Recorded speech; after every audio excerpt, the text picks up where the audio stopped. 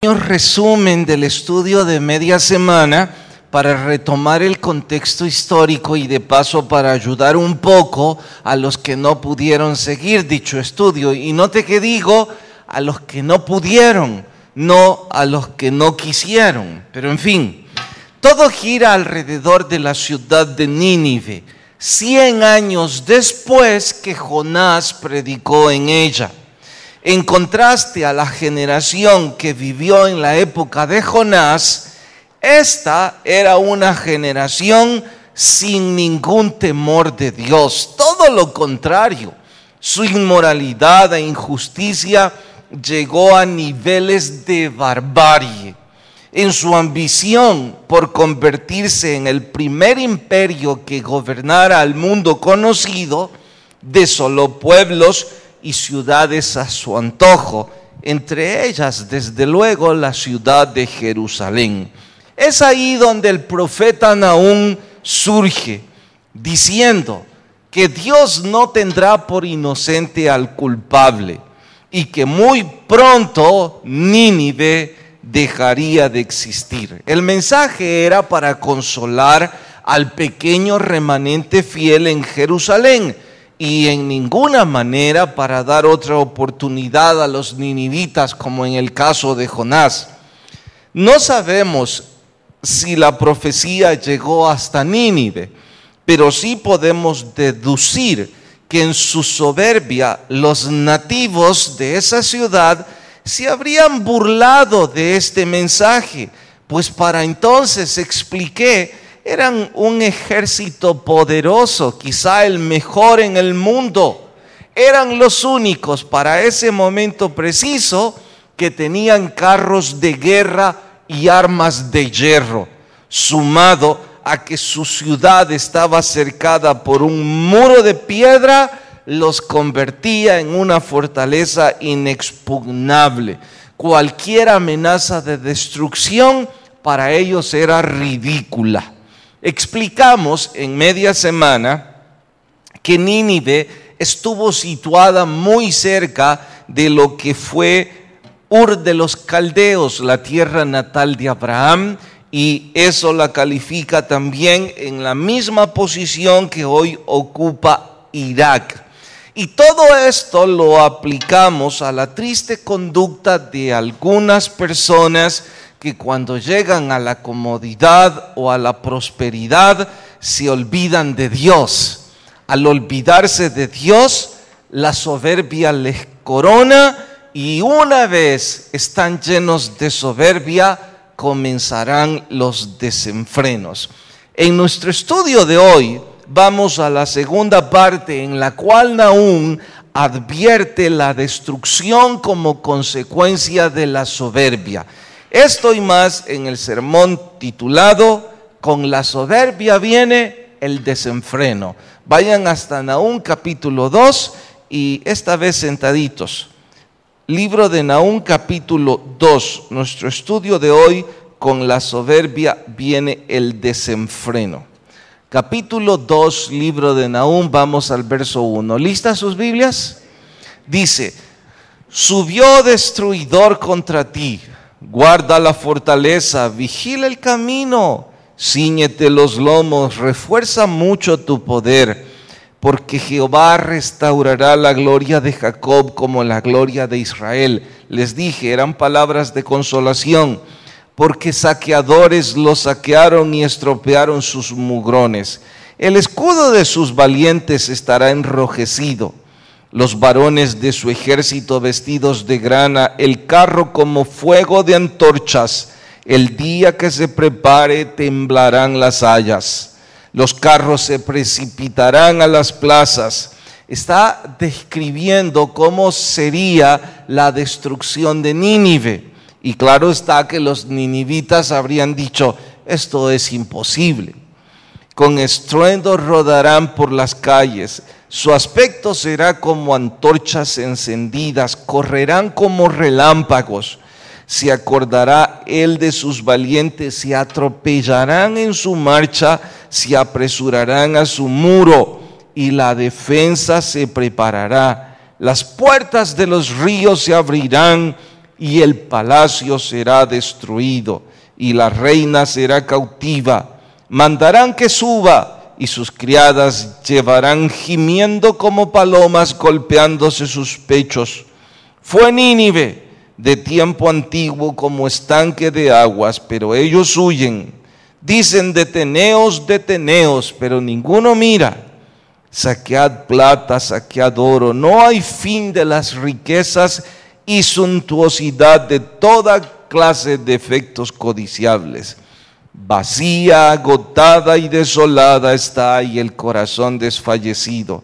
Temblor de rodillas, dolor en las entrañas, rostros demudados, que es de la guarida de los leones y de la majada de los cachorros de los leones, donde se recogía el león y la leona y los cachorros de león, y no había quien los espantase.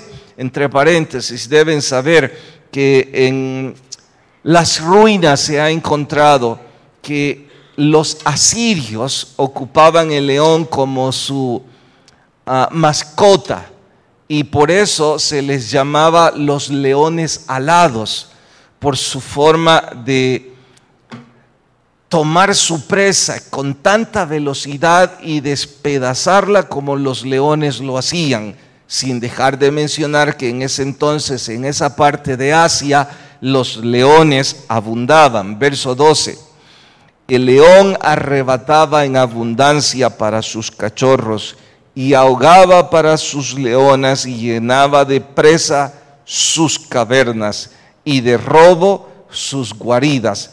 Ahora voy a cambiar el verso 12, que es poético a nuestro propio lenguaje. El león asirio arrebataba en abundancia para sus hijos, y ahogaba para sus varias mujeres, y llenaba de presas sus cavernas, que era la ciudad recubierta de muros, y de robo sus guaridas. Hasta ahí leemos y oramos. Señor, habla en nuestras vidas, lo suplicamos en el nombre de Jesús. Amén. Imagino que deben comer ansias por saber cómo cayó esta ciudad, si se trataba de una fortaleza. Y los que en media semana escucharon la descripción con más énfasis deben preguntarse cómo pudo caer.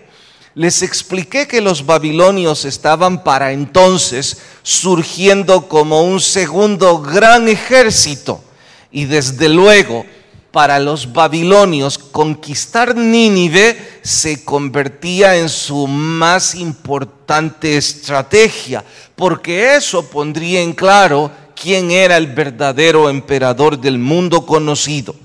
A eso debíamos sumar que para ese momento el ejército de los ninivitas se había debilitado, porque su modus vivendum era borracheras y orgías que venían como consecuencia de su soberbia. Claro está, viviendo dentro de esa fortaleza, nadie podía abatirles. La soberbia les hizo olvidarse de Dios. Y cuando una persona se llena de soberbia y se olvida de Dios, entonces vienen los desenfrenos. El creerse grande e invencible los hizo caer en depravaciones sexuales extremas, tanto que para ese entonces el homosexualismo y la sodomía eran el común denominador de los gobernantes. Imagine el pueblo. Los banquetes de los gobiernos incluían en el programa todo tipo de prácticas homosexuales y también de bestialismo. Esto los empujó a otra depravación más, o si usted quiere puede decir que era simultánea. Me refiero a la hechicería, a la superstición, a la religiosidad obscena. Llamaron a sus mayores divinidades, porque tenían muchas, el dios Sol y su esposa Ishtar, que era la reina del cielo. Esta reina del cielo se convirtió en la mujer que daría luz al Dios que guiaría a los asirios a un imperio eterno. Vea cuánto desenfreno. Una diosa, reina del cielo, que en su vientre llevaría a quien guiaría a los asirios por la eternidad. Era un culto lleno de hechicerías, en donde también se pusieron de moda los genios. Si alguna vez usted pensó que Aladino con su genio o Mi Bella Genio es un cuento infantil e inocente, pues quizá infantil e inocente lo presentan hoy día, pero sus orígenes son en la cultura egipcia. Ellos, en medio de ese estilo de vida, tenían genios. En su cultura no eran ni ángeles ni mortales, eran más bien un tercer ser creado al que llamaban genios. Y estos no eran más que demonios que asistían literalmente las depravaciones de la religión y la inmoralidad en la que estos vivían. Conforme el tiempo fue pasando, de cultura en cultura fueron teniendo otro tipo de nombres como duendes o pérgolas o algo parecido a eso. Pero en sus orígenes eran literalmente demonios que asistían tarde y noche a las fiestas, a las orgías y a todo tipo de depravaciones de los egipcios.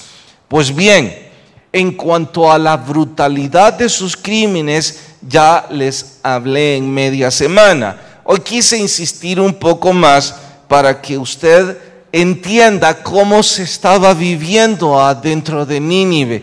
Yo creo que no exageraría en nada al decir que dentro de la ciudad habitaba una especie de suciedad, no digo sociedad, sino suciedad como la que hoy día habita en el centro de la ciudad de Las Vegas, de Luisiana o de Río de Janeiro en la época del carnaval, y ciudades como esas, en donde la depravación sexual, la inmoralidad, la injusticia, la violencia es el plato de 3 tiempos de comida. Eso era lo que estaba sucediendo en esas ciudades. Pues bien, en medio de ese contexto, eso es dentro de la ciudad. ¿Qué estaba pasando afuera? El ejército babilónico se entrenaba más en la selva, en el desierto. Se volvían más poderosos mientras estos se volvían más débiles en su depravación. Al fin, el rey de Babilonia sitió la fortaleza inexpugnable. Sitiar significa poner un cerco militar, de modo que nadie puede ni entrar ni salir de la ciudad.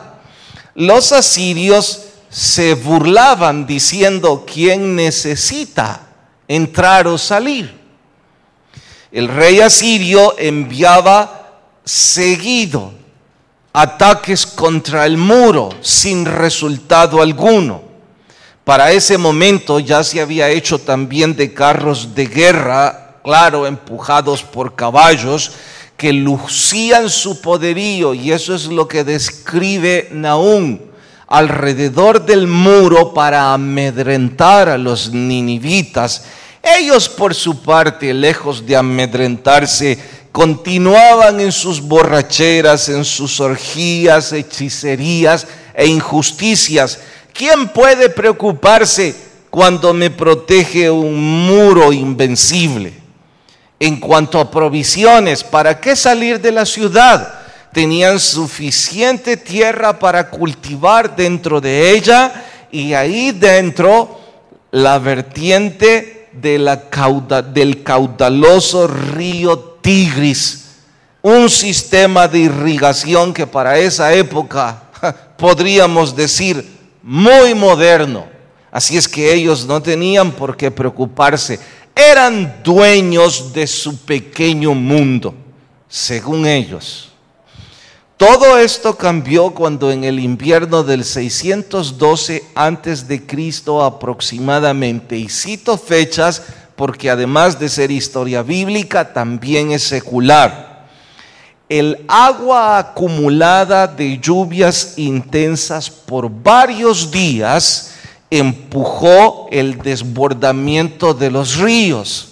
Y claro que el río Tigris, para entonces tan caudaloso, provocó dentro de la ciudad una terrible inundación.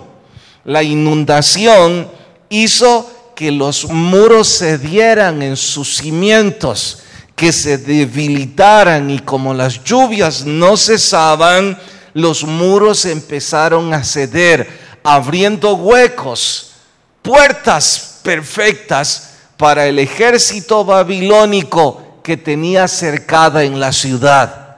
Una vez estas puertas, por así decirlo, se abrieron para los guerreros babilónicos, esto era un paseo de campo.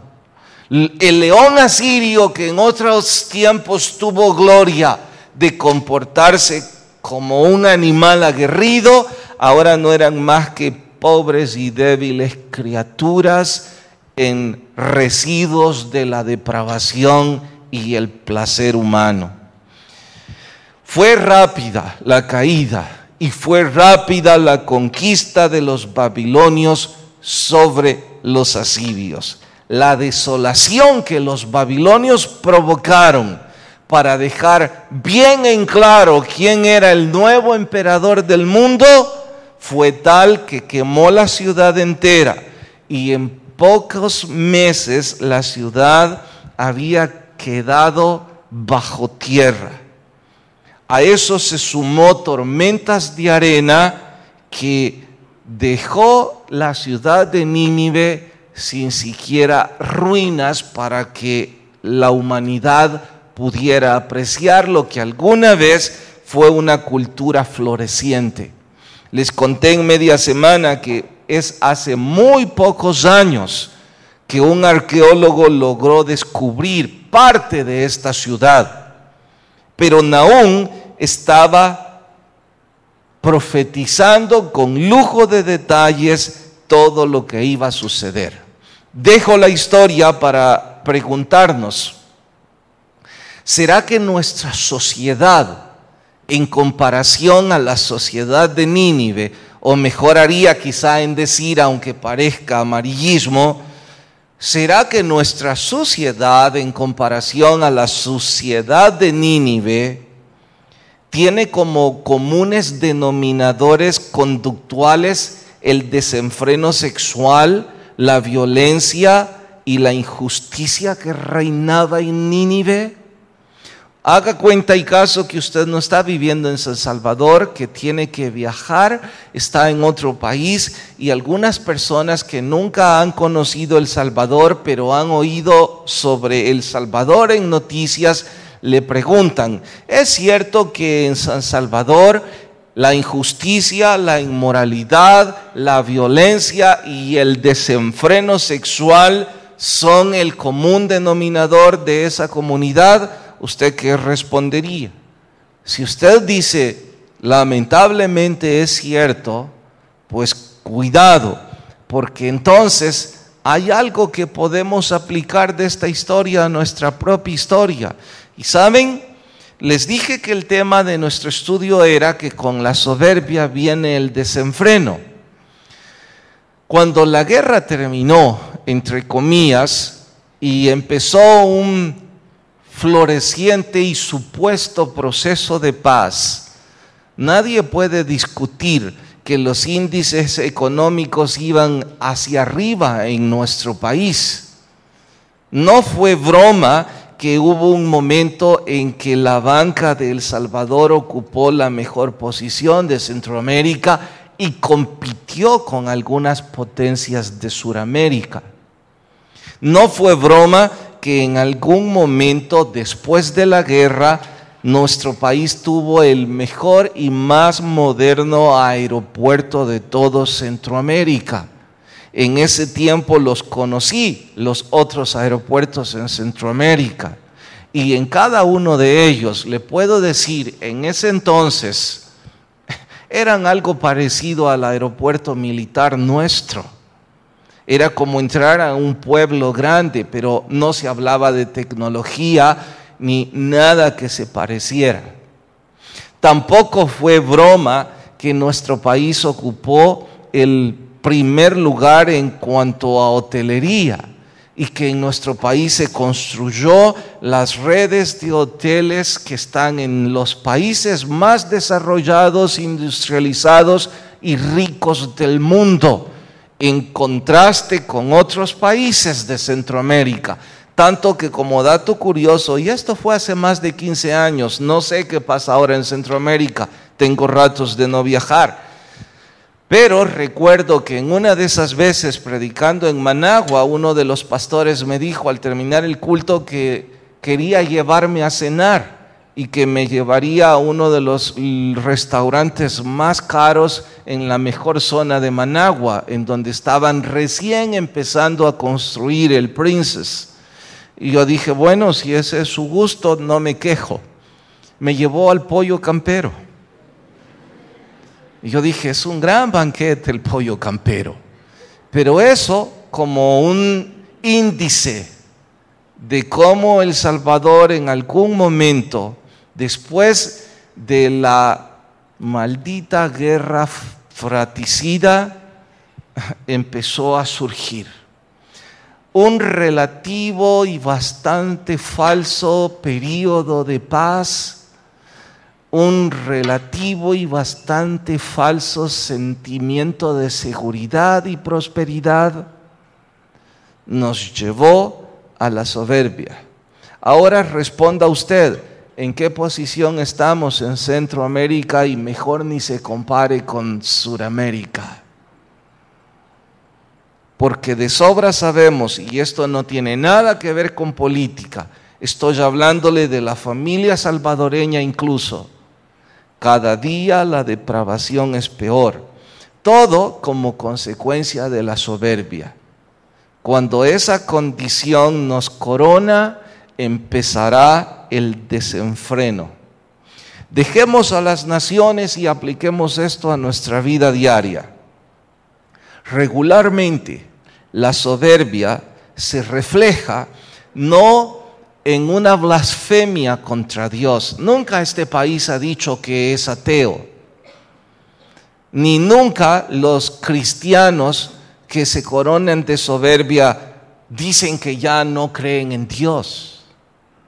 La soberbia regularmente se refleja en una actitud autosuficiente e independiente de Dios, en donde atender cosas espirituales o necesidades del prójimo es únicamente cuando me sobra el tiempo. Ora 30 minutos el domingo, a veces. Si es que no hay una barbacoa con mi familia en la playa, si es que no hay partidos de la selección, si es que me siento bien de salud, si es que hay partidos aquí en la iglesia. Entonces, si las condiciones se prestan, yo cumpliré el ritual dominical.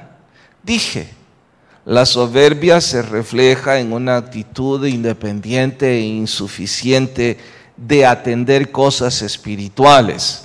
Luego sigue por un tedio por leer la Biblia. Ya no es que no haya tiempo, hay aburrimiento, no hay pasión en el estudio bíblico. Hay aquí algunos que pudiendo venir en miércoles no lo hacen, y no crean que están preocupados o consternados porque no recibieron el primer estudio de Nahum. Les importa poco o nada. Para ellos leer un libro de principio al fin no es importante. Creen que han cumplido con su cuota social religiosa del día domingo. Entonces, leer la Biblia no es pasión, en contraste con aquellos que están ansiosos y sedientos de aprender un libro y su mensaje desde el inicio hasta el final. Orar no es algo que practiquen ya. ¿Alguna vez estaban deseosos de el método de la lectura de la Biblia en un año? No es algo que les importe ahora. Alguna vez incluso se inscribieron en el seminario para cursar una materia porque había cierta pasión. No existe nada de eso. Les dije que la soberbia se refleja en actitudes de ese estilo. Respóndase, ¿por qué es que ya no hace todo eso? Dirá que ya no hace todo eso porque está ocupado, porque su trabajo. Y dicen, es que el que no trabaja no come. Y cualquiera diría que es un trabajador de sol a sol y que qué barbaridad. Por favor, sea honesto y responsable consigo mismo o consigo misma. Usted sabe que si le invitan a fiestas, usted sabe que si tiene que salir con amigos o lo que es peor, practicar algún pecado, usted no tiene frenos para ello. Porque ese momento de cierta comodidad o prosperidad que visitó a Nínive, le visitó a usted también. ¿Qué excusa puede tener alguien que se llame cristiano genuino para no servir a Dios y decir que no lo entiende? A eso suman, estoy hablando de actitudes que apuntan soberbia. Suma la excusa de que sus actividades sociales y religiosas son para un acercamiento espiritual, pero en sus actividades sociales, religiosas o deportivas nunca estudian la Biblia. Yo les pregunto a todos los que se reúnen en cualquier tipo de excusa en donde la Biblia no la permiten, ¿cómo ustedes piensan que Dios va a ver eso con buenos ojos? Si no les importa la opinión de Dios. ¿No han pensado nunca que es absurdo tener una relación disque espiritual en una reunión en donde cantan, hacen deportes, se ríen, hacen presentaciones, shows, disertaciones, pero no alrededor de la Biblia? ¿Qué es eso? Cualquier cosa menos religión espiritualmente hablando. Pero eso es lo que algunos practican. Y para coronar su estado de ánimo, sus conflictos, sus pleitos, su sentimiento de amargura, sus celos, sus envidias, sus frustraciones, sus quejas, sus cóleras. A ver, después de haber hecho esta no amplia descripción, escueta pero sí específica, yo le pregunto, ¿quiénes de ustedes califican en esto? No responda, pero si usted dice, lo cierto es que yo estoy en algunas de esas cosas, predicador, atentos. Después de la soberbia que se identifica en esta descripción o en más actitudes parecidas, sigue irreparablemente los desenfrenos. Después de la soberbia, dice el proverbista, es la caída. Hoy por hoy, qué bueno que usted no está en desenfrenos, pero puede estar seguro, al igual que la historia de Nínive, está lloviendo día tras día. La vertiente, uno de estos días se va a desbordar en cualquier tipo de desenfreno. Y qué ironía que los seres humanos vivimos luchando por alcanzar metas que nos den reputación, comodidades, y finalmente lo que eso consigue es quitarnos felicidad. La soberbia nos va a encaminar simple y sencillamente al desenfreno. quizá y solo quizá, dijo aquel hombre, qué bueno que mejor no tengo nada. Porque como no tengo nada, mi única opción es ir a la iglesia y divertirme en los ministerios de la iglesia. Y repito, quizá y solo quizá es conveniente. Aquel famoso artista sobre un andamio pintando un mural en un techo. De pronto se le ocurre apreciar su obra de arte y para mirarlo mejor necesitaba caminar hacia atrás para poderlo ver en perspectiva. Estaba tan anonadado de su obra de arte, él mismo no sabía que podía pintar eso, que olvidó que el andamio era bastante corto. Seguía admirándolo y caminando hacia atrás. Su ayudante supo que si le gritaba advirtiéndole, le asustaría porque ya estaba en el borde y que caería. Así que se le ocurrió tomar parte de los accesorios de la pintura y los tiró hacia adelante del mural. El pintor enojado se inclinó hacia adelante y le gritó, ¿qué has hecho? Pero se alejó del andamio. Entonces el auxiliar le dijo, ve hacia atrás ahora, le he salvado la vida. Pensaba, ¿será que eso es lo que el Señor hace con algunos de nosotros? Somos tan necios y soberbios admirando lo que decimos nuestra obra de arte, que no nos damos cuenta que estamos a punto de irnos por un abismo y que Él tiene que quitar algo de nosotros para que nuestra vista preste atención a que estamos a punto de caer. Si así fuera, qué bueno, porque eso nos puede salvar la vida. En el caso de los ninivitas ya no había oportunidad, quizá en la suya todavía la hay. Inclinen sus rostros y oramos. Señor, gracias por tu palabra, y si hay personas sin Jesús, por favor toca su corazón. Mientras todos oran, 1 o 5 veces vino a la iglesia, pero nunca antes recibió a Jesús como su Señor. No le invito a venir al frente que le aplaudan o que cambie religión, le invito a que abra su corazón a Jesús. Si alguien esta mañana dice, me gustaría hacer esa oración, predicador, ¿dónde está? Le invito a que levante su mano en señal de recibir a Cristo y me deje orar con usted. ¿Habrá alguien? ¿Alguien que levanta su mano en señal de hacer la oración y me deja orar con usted? ¿Alguien esta mañana que toma la mejor decisión de su vida? Señor, gracias por hablarnos, despídenos en tu paz, mas no de tu presencia. En tu nombre oramos, amén. Nos vemos media semana, que la paz de Dios vaya con cada uno y que Dios nos bendiga a todos.